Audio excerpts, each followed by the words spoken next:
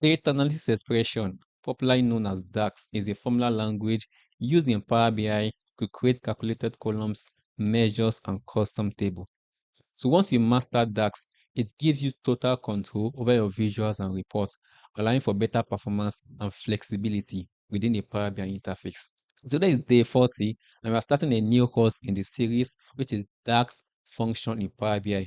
We'll be learning all about the DAX language, which is one of those languages you need to learn as a Microsoft Power BI or data analyst. So without further ado, let's jump back to learning, and welcome to day 40. Hello, I'm Carl, and I'll be one of your instructors in this course about DAX. DAX stands for Data Analysis Expressions and is a formula expression language used in multiple Microsoft tools such as Power BI and Power Pivot. DAX formulas include functions, operators, and values to perform advanced calculations and queries. It's used in measures, calculated columns, calculated tables, and even for row-level security. Let's focus on the first three in this chapter. What makes DAX so powerful? First, it opens up many new functionalities. You can use joins, filters, measures, and calculated fields to perform complex calculations and create visualizations not possible before.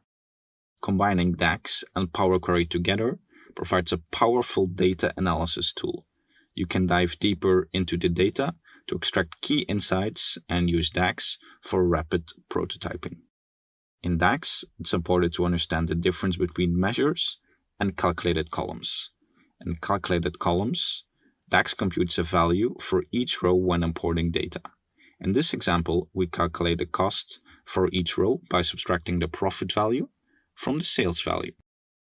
Measures are useful to aggregate values and when you don't need a column added to your data model.